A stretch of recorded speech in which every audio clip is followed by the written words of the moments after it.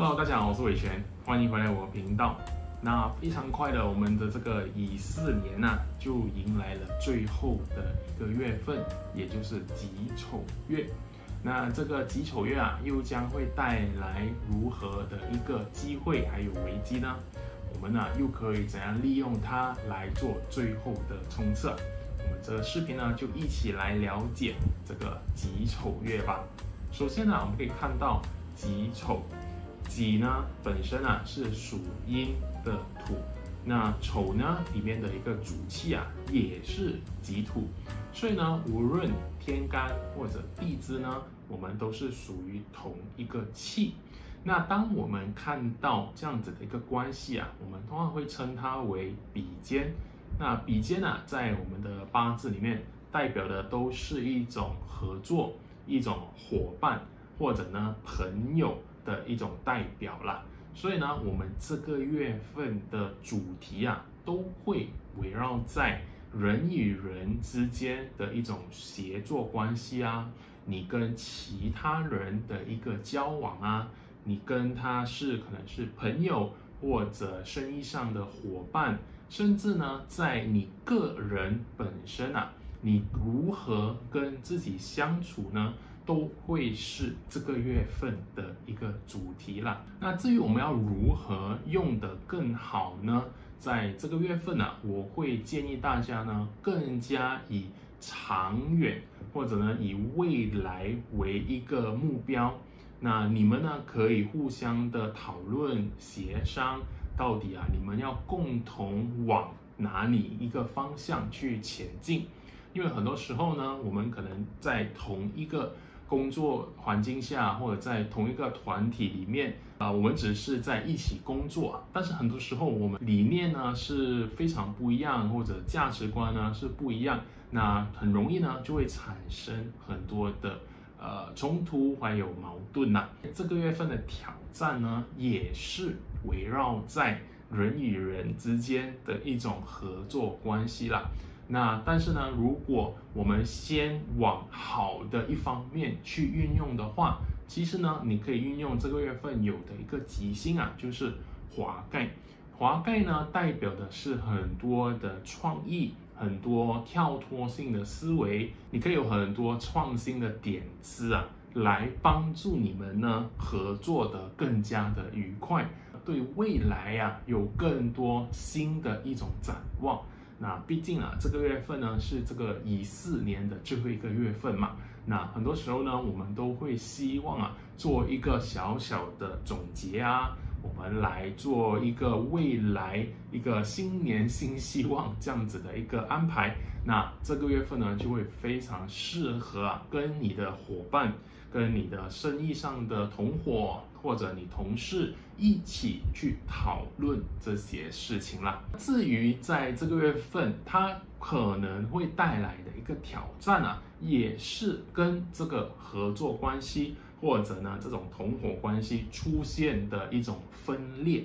那很多时候当我们把这个东西摊开来谈的时候，我们才会发现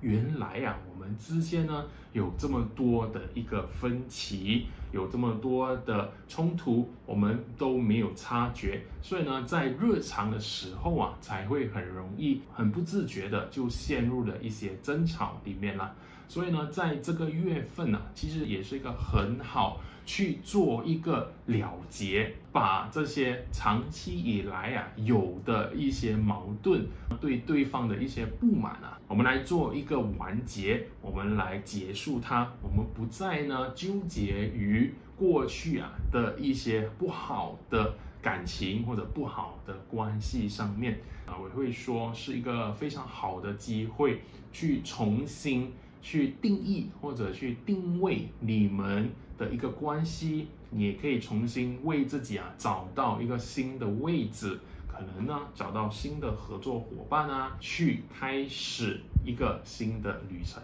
这个月份的一些凶星也会让人呢比较难去好好的沟通，我们呢做事情啊会比较容易出现冲动、比较刚烈的一些行为，因为呢我们有白虎啊、天雄啊这些凶星呢，都会让一个人啊做事情呢会比较固执或者坚持己见。那很多时候呢，一点点的意见不合啊，我们就要分开。所以呢，在这个合作关系里面啊，就是一个考验你到底是否重视你现在的这个关系了。如果你真的是非常的重视它，你觉得呢是对你有很好的一个帮助，你是很需要这样子的一个关系的话，那就算有重重的困难啊，有这些凶星在影响着你的时候，你还是会去克服它的，对吧？那当然，如果呢是一些长期以来啊都是在耗损你的，在给你制造很多很多烦恼的，那这个时候呢，你也开始觉得啊，我不应该再坚持下去了，我不应该再委屈下去了。那这些凶星呢，也可能啊给到你一点的勇气，或者呢坚定的心啊，去做出这个改变啦。所以呢，有时候啊，我们凶星呢不一定是完全是坏事的，它有时候啊也会给到我们一个好的帮助，完全啊是取决于你要怎么去利用它了。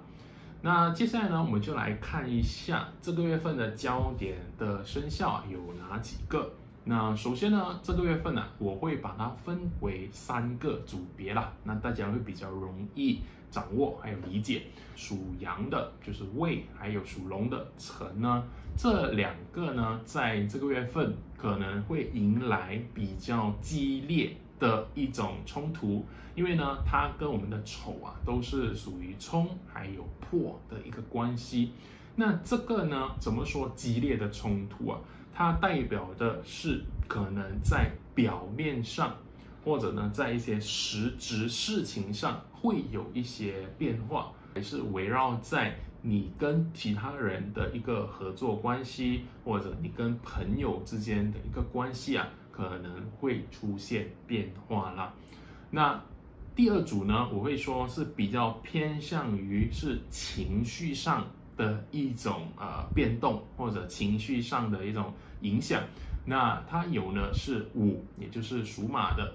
那它跟这个丑的月啊是一个相害的关系。那另外呢，未跟戌，也就是羊跟狗啊，也是属于刑的一个关系。所以呢，这些呢都是在心理上或者情绪上的一个影响。那所以呢，可能在这个月份啊，你表面上呢还是跟对方，或者呢跟你的同事、你的合伙人还是相处的 OK， 表面上，但是你内心呢是非常的痛苦啊，你感觉呢自己呢被迫害，被逼到一个墙角，所以呢你内心会有很多的情绪，很多的不满。那到底要怎么做呢？其实啊，就是要自己懂得去调试它，让自己呢不要陷入一个恶性的循环里面。自己知道这个月份呢是经历这样子的一个情绪波动，那下一个月份呢就会好很多啦。OK， 我们就会过去了。我们不要纠结于这些很负面的情绪上，因为很多时候呢，这些能量的影响它是短期的，但是如果你受它影响的时候，你不愿意放下它，你还是非常的执着于抓在或者留在自己身上的话，那这个影响呢就会比较长远一点啦。所以我们这个月份呢，只是让自己度过这样子一个比较情绪波动的时期，那接下来呢就没有事情了。那最后一个组合呢是我们的合还有3合，那它有的生肖是子，子呢就是老鼠，还有巳跟酉。巳是蛇，酉是鸡啦，那巳酉呢是形成3合啦。那这个组别呢，它更多的是你自己的一种坚持，你对你的一些价值观、你的一些想法、你的理念会比较偏向于固执。你觉得呢？你是不能退让的，你是不能改变的。你觉得是要这样子就是这样子，你不能呢为了对方或者为了其他人去做出妥协啦。很多人以为啊和啊会很好，其实啊它更多的是会强化你个人的一种意见，强化你的一种立场。那所以呢，在这个月份啊，我们前面呢谈到的是你要跟别人啊合作更多，你们要讨论更多如何去合作的更好，要做出一些什么妥协，互相退让，让这个合作的关系呢更加的好的时候，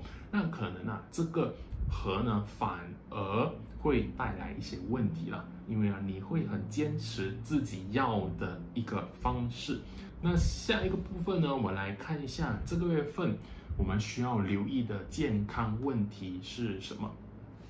首先呢，这个月份啊比较受影响的一个器官呢，是我们人的一个肝脏。那如果你过去呢的肝脏啊都会比较弱一点，或者本来就有问题的话，我会说呢，这个月份真的要多多的留意啦。那如果也是没有问题的，我会说啊，你在这个月份要多照顾啦，就可能不要熬夜啊，不要吃一些很容易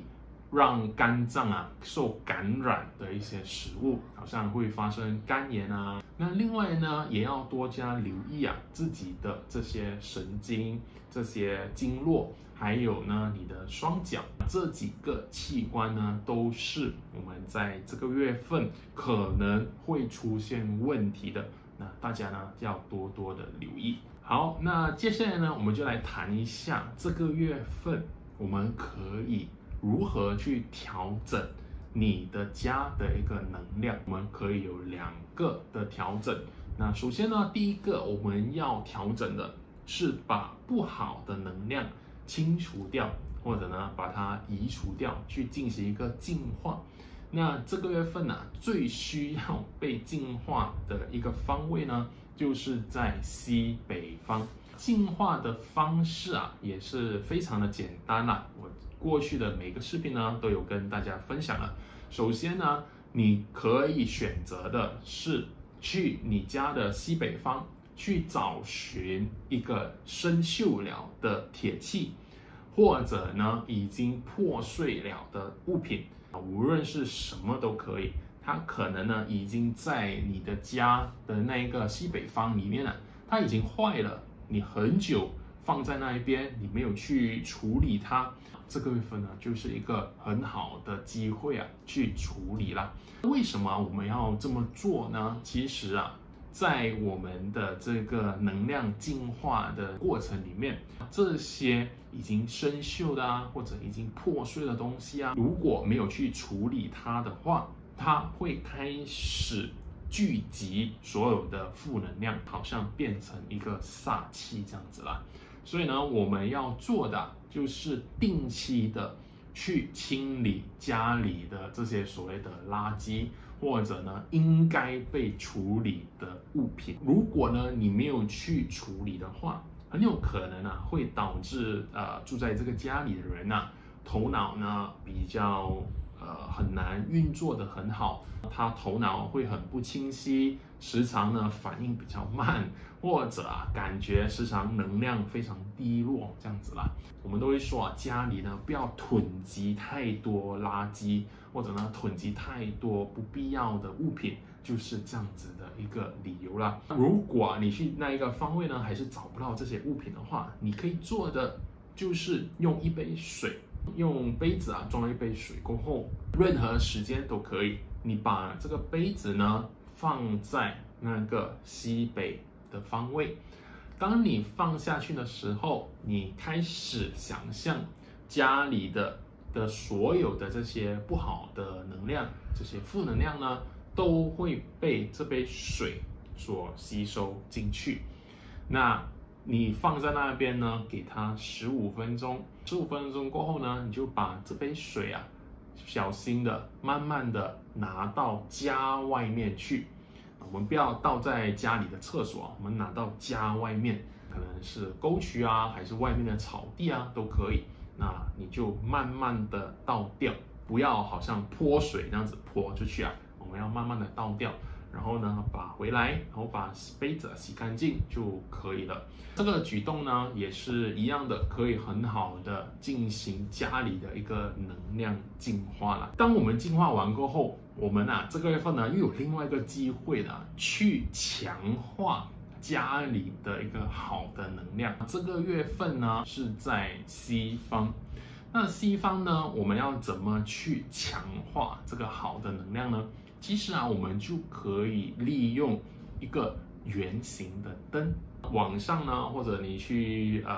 很多百货公司什么地方呢都比较容易找到的。那你可以去买一个小小个的，不用太大个就可以了，把它摆在你家的西方。那时间呢要放多长其实都可以，你可以放整个月都可以，直到我们的2月的那个立春开始的时候，我们就要停止啦。那当然了，这里大家呢要运用一点的尝试啦。那如果呢这个的位置是你的睡房，你当然可以放，但是呢你睡觉的时候不可能也开着，对吧？你肯定呢要把它关掉，那不然的话呢反而是造成一些困扰那时候需要关灯的时候记得也要关啦。那你过后呢再开回就没问题了。那最后一个部分呢，我们就来看一下这个月份有的风水启动在哪一个位置。那这个风水启动跟我们刚才的能量调整呢会有一点不一样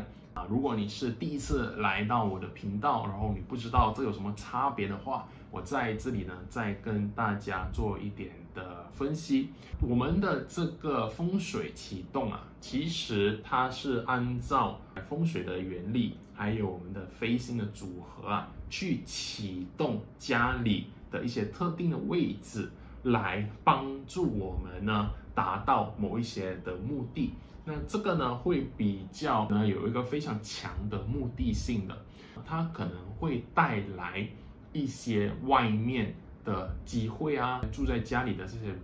他本身呢会受这个启动呢而产生一些影响啦。这个月份呢我们要启动的位置就是在南方。那南方呢这个月份有的一个飞星组合其实是非常非常好的。我们有的是一个4绿跟6白的一个组合啦。那我们在飞星里面其实我们看到4跟6这样子的一个结合的时候，它其实代表的也是一种合作关系或者合伙关系那就非常契合我们这个月份我们刚才说的主题，我们跟人的一种关系，一种配合。那所以呢我们特地去启动它，其实也可以促进你跟你的同事你的合伙人的之间的一个关系了。那另外呢，如果呢你在现在你是想找到更多的机会，那尤其是你是创业的，你做生意的，你希望有更多的一些合作的厂商有更多的客户因为有时候客户也是跟你一起合作的一种关系，对吧？那这个呢都是可以很好的去帮助你促进你跟其他人的一种合作关系啦。那至于我们要怎么启动呢？我们主要会有3个方法。首先第一个呢是用真实的火。那这个真实的火呢，我们是需要用可能蜡烛油灯去实质点燃我们看到火的那个东西。那这个呢我们需要点4个小时。那你们会看到我给大家挑选的一个日期还有时间，那你只要在那个时间点呢，在你家或者办公室的南方去点燃它，然后放在那边呢4个小时就 OK 了。如果真的没有办法，因为可能考虑到一些安全的问题因为家里没有人，或者呢没有办法在那个位置放一个蜡烛或者油灯那你可以用的另外一个方式其实是用电灯。那你可以呢打开那个位置的灯或者座灯你只要呢去打开24个小时就 OK 了。如果还是没有办法你说太难了，这些点灯什么什么都太麻烦了，那其实还有最后一个方式呢，就是把你自己放在这个位置。其实大家不要小看这个方式啊，它有它的好处的。因为刚才的那两个用蜡烛或者用电灯的方式啊，它是可能影响整个家里面每一个人受益的那个人啊，有些时候啊不一定是你，可能呢是你的孩子，或者可能你的伴侣、你的父母，那你可能就会用了，你说哈都没有发生。这个老师骗人的，就没有给我任何好处。那可能原因就是这样子，因为它已经发生在某一个人身上。那但是如果你呀觉得不可以，我是家里的最主要赚钱的那个人啊，或者我这个月份呢有很重要的一些合作计划要谈妥的话，一定要让它发生在我身上的话，那你可以用的方式就是把你自己坐在那个位置。那当然你也是可以同时啊去点燃那个蜡烛，或者用电灯用那个时间啊去启动它，但是你也可以同一时间呢把自己啊多放在这个位置上去进行可能你的工作啊，或者你的进修啊，无论什么事情都好，你需要促进一些合作关系的，把你自己啊放在那个位置去进行，你就可以确保那个效果呢一定是落到你自己身上啦。好，所以呢这个啊就是这个月份的一个日期还有时间啦，那大家记得把这个时间记录下来，不要忘记了。如果呢你需要更多的日期还有时间去做一个风水的启动的话，那其实我本身呢每一个月份啊我都会发一个风水的电子报。那这个电子报呢里面啊就不是只是挑选一个时间啦，我会挑选一系列的时间给大家呢去挑选，或者呢你要用完所有的时间也可以啦。因为你真的说 OK 我一定要强化到极致，我一定要好好的利用这个月份的一个能量的话，那你也是可以把每一个呢都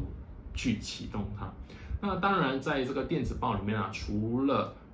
有这个启动的日期还有时间以外呢，其实我也会有分享我个人对风水的一些学习啊，我的一些理解啦，或者一些小分享啦。那如果大家呢对这个电子报有兴趣的话，也是可以通过荧幕上的链接去订阅啦，会有一点点的小费用，那当做支持我每个月份的一个努力这样子啦。那如果大家喜欢的话，记得去这个链接查看。好，以上呢就是我们这个己丑月啊，我想跟大家分享的一些重要的点，来运用啊这个2025年不是